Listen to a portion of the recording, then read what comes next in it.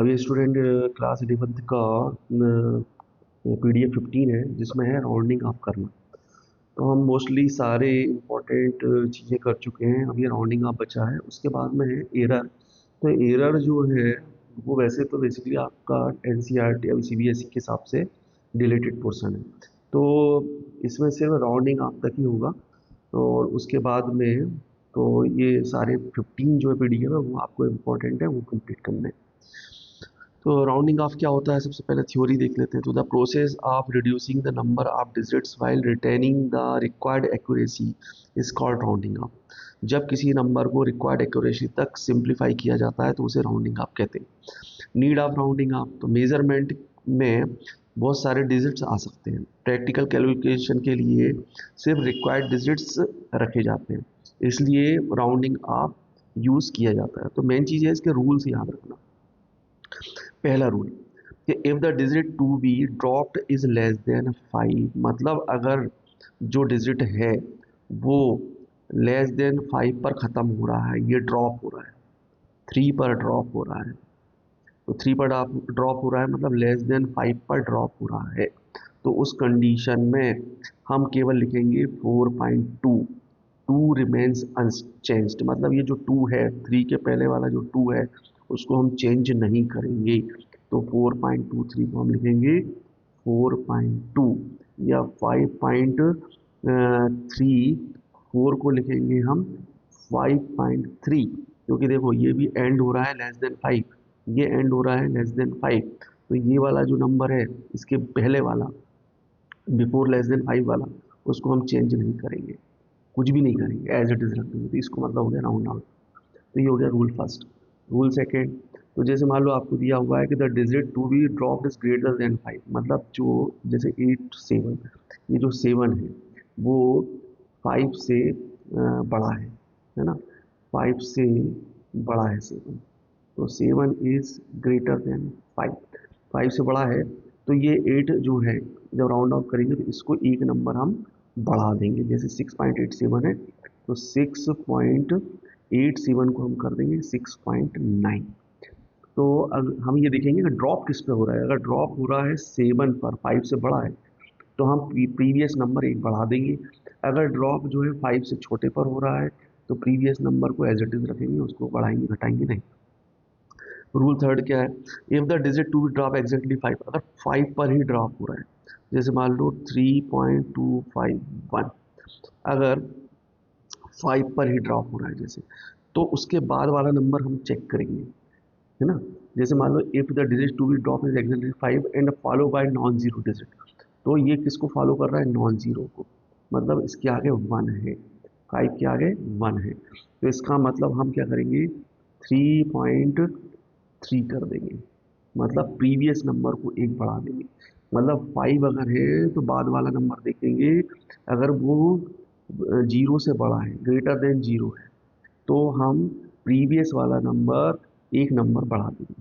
फिर उसके बाद में if the digit to be drop is exactly 5, अगर 5 पर ड्रॉप हो रहा है तो, है ना, उस कंडीशन में if digit to be drop is exactly 5 followed by zeros only, तो यहाँ पर इवन डिजिट रूल, जैसे मान लो इसको देखते हैं कि जैसे 2.45 है, 2.45 5 पर ड्रॉप हो रहा है, तो इसका मतलब प्रीवियस नंबर होगा, कुछ भी नहीं करेंगे 2.5 हो जाएगा, क्योंकि 4 क्या है, इवन नंबर है। अगर मान लो 2.35 है और 5 पर क्लोज हो रहा है, 3 को देखेंगे इवन है कि ऑड है, तो ये ऑड नंबर है, ऑड नंबर है तो इसको एक बढ़ा देंगे, 2.4 कर देंगे। तो इवन नंबर अगर है, 5 पर क्लोज हो रहा है, इवन नंबर है, प्रीवियस नंबर तो चेंज नहीं करेंगे। 5 पर एंड हो रहा है तो प्रीवियस नंबर को देखेंगे इवन है कि ऑड है, अगर ऑड है तो एक बढ़ा देंगे। तो 3 इज ऑड, इसलिए 2.4 कर दिया। ये रूल साइंटिफिक कैलकुलेशन में एरर आम, मतलब जो एरर कम करने के लिए यूज़ किए जाते हैं। तो राउंडिंग टू सिग्निफिकेंट फिगर, तो एग्जांपल 1, जैसे मान लो ये है, तो 3.746, तो 3 सिग्निफिकेंट फिगर है इसमें, कितने हैं, 3.746 टू 3 सिग्निफिकेंट फिगर। तो यहाँ पर 3 सिग्निफिकेंट फिगर तक इसको राउंड ऑफ करना है, ये मतलब हुआ। 3 सिग्निफिकेंट फिगर तक इसको राउंड ऑफ करना है। यहाँ पे तो अभी 4 है, तो 3 पे करना है, तो इसका मतलब 3.7 है ना। और 3 पर करना तो एक नंबर और आएगा, तो एक नंबर और आएगा, तो हम 7 के बाद देखेंगे कि क्या नंबर है, तो वो है 4 ना। तो 4 जो है 4 नंबर है, और उसके बाद में जो है अगला नंबर जो है 5 से बड़ा है, तो इसका मतलब 4 को हम 5 बना देंगे, हो जाएगा 3.75। आई थिंक आपको समझ में आ गया होगा। मतलब 3.746 है। यहाँ पर अपने को राउंड ऑफ करना है 3 सिग्निफिकेंट फिगर तक, तो 3 सिग्निफिकेंट फिगर लेना मतलब केवल 3 लेने। तो अब 3.74 तक लेना है, लेकिन 4 जो है 4 से नेक्स्ट वाला नंबर जो है 6 है, वो ग्रेटर देन 5 है, ग्रेटर देन 5 है, 5 से बड़ा है ये नंबर। तो ये वाले नंबर को हम एक नंबर बढ़ा देंगे, तो 3.75 हो जाएगा। एग्जाम्पल 2, राउंड अप करेंगे इसको, तो 0.004568 टू 2 सिग्निफिकेंट फिगर, मतलब केवल 2 सिग्निफिकेंट फिगर तक हम इसको राउंड अप करेंगे। ठीक है, तो सॉल्यूशन है, फर्स्ट 2 सिग्निफिकेंट फिगर कौन से हो गए आपके 4 एंड 5, क्योंकि जो आपके आगे के जीरोज होते हैं वो तो नॉन सिग्निफिकेंट होते हैं, तो ये 45 जो हो गए वो सिर्फ 2 सिग्निफिकेंट फिगर हो गए 4 एंड 5। नेक्स्ट डिजिट देखेंगे, नेक्स्ट डिजिट है हमारा 6, देयरफॉर 0.004, और ये 5 है, और 5 से ये 5 है, और यहाँ पर ये जो है नेक्स्ट नंबर है वो 6 है, तो 6 है, तो इसका मतलब ये 5 से बड़ा है, ये वाला नंबर 5 से बड़ा है, तो इस 5 को हम एक बढ़ा देंगे, तो हो जाएगा 0.0046। तो देखो ये 2 सिग्निफिकेंट फिगर हो गए, है ना। और राउंडिंग टू डेसिमल प्लेस, है ना, जैसे मान लो ये है आपका 5.678, इसको आपको करना है टू डेसिमल प्लेसेस पर, मतलब इतने पे करना है इसको, इतने पे। तो आप देखो 7 के बाद 8 है, 8 जो है वो 5 से बड़ा है, 5 से बड़ा है ना, 5 से बड़ा है 8, तो उस कंडीशन में 7 को हम एक इंक्रीज कर देंगे, तो हो जाएगा 5.68। बहुत ही आसान है, 2-3 बार आप ये प्रैक्टिस करोगे तो हो जाएगा। उसके बाद में ये जैसे 8.2345 है ना, इसको 3 डेसिमल प्लेस पर वो करना है, मतलब राउंड अप करना है। डेसिमल प्लेस कितने होने चाहिए, 3 होने चाहिए, मतलब डेसिमल के बाद 3 नंबर होने चाहिए, तो ये 3 नंबर हो गए, तो यहाँ तक करना है। अब अपन देखेंगे कि 4 के बाद वाला जो नेक्स्ट नंबर है वो कितना है, एग्जैक्टली 5 है। अब एग्जैक्टली अगर 5 है तो फिर प्रीवियस वाला नंबर देखेंगे कि ये इवन है या ऑड है, तो इसका मतलब ये इवन है, तो इसका मतलब हम इसको चेंज नहीं करेंगे, 8.234 ही रखेंगे। ठीक है, 8.234, 8.235 बोल रहे हैं ना, 5, तो डेसिमल प्लेस 3 डेसिमल प्लेस पर चाहिए, तो 2 3 तक चाहिए, यहाँ तक चाहिए, है ना। नहीं, ये यहाँ पर 3 डेसिमल प्लेस मतलब 235, हाँ यहाँ तक चाहिए है। तो ये हमने लिया 4, ये लिया हमने 5, तो ये 5 पे क्लोज हो रहा है, ठीक है, ये वाला नंबर। तो अच्छा, तो ये 4 है, ये 4 है, और ये 5 पे क्लोज हो रहा है। 5 पे अगर क्लोज हो रहा है तो प्रीवियस नंबर हम देखेंगे 4 है, इवन नंबर है। इवन नंबर अगर है तो हम इसको 8.235 नहीं 4 ही रखेंगे, क्योंकि ऊपर हमने ये इसका जो रूल था कहाँ गया, चलो इसको देखते, हो सकता है इसमें कुछ मिस्टेक हो, है ना, इसमें कुछ मिस्टेक है, क्योंकि 8.234 होना चाहिए इसका आंसर। तो एग्जाम पॉइंट के तो लेस देन 5, तो डिजिट लेस देन 5 है तो इग्नोर करो, डिजिट ग्रेटर देन 5 है तो इंक्रीज 1 कर दो, एग्जैक्ट 5 है तो यूज इवन डिजिट रूल, है ना, यूज इवन डिजिट रूल, तो इवन डिजिट रूल ही हमने यूज किया है। इवन नंबर है तो एज इट इज रखेंगे, ऑड नंबर है तो एक बढ़ा देंगे, यही हमने पढ़ा था। देखो ऊपर एक बार और अपन क्लियर कर लेते हैं, ये प्रीवियस डिजिट इज ऑड, तो इंक्रीज इट बाय 1, और ये अगर 4 है तो एज इट इज रखेंगे 4, चेंज नहीं करेंगे इसको, 4 ही रखेंगे, ये 2.4। तो इसका मतलब हमारे यहाँ पर आंसर होना चाहिए 5 नहीं होना चाहिए, 4 ही होना चाहिए। तो ये आ गया होगा समझ में।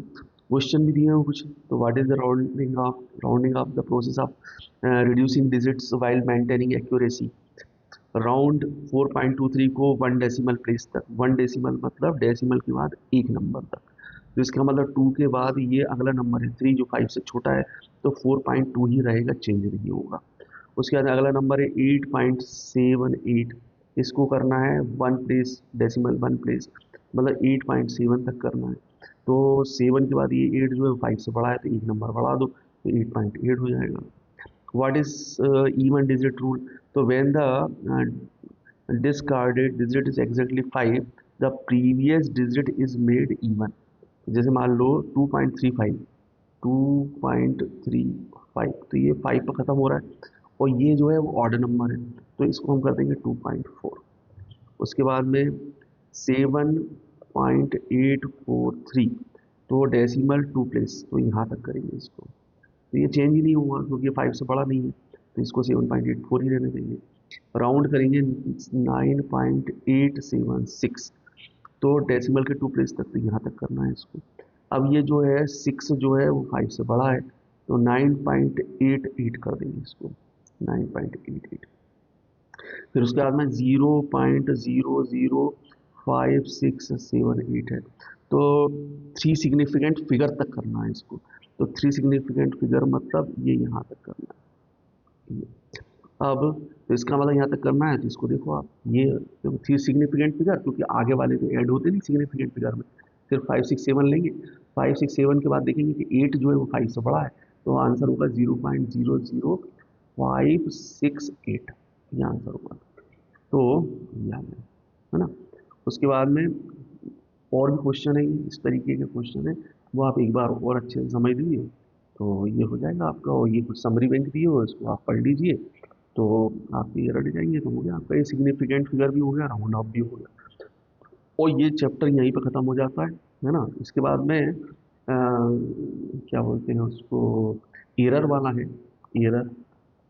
तो ये आपको टेलीग्राम चैनल पे इसके एरर वाले भी आपको पीडीएफ तो मिल जाएंगे, लेकिन इसके अभी वीडियो की ज़रूरत इसलिए नहीं है क्योंकि ये सीबीएसई में, हम सीबीएसई के हिसाब से चल रहे हैं, सीबीएसई में नहीं है ये, क्योंकि एरर वाला जो पोर्शन है वो डिलीटेड है।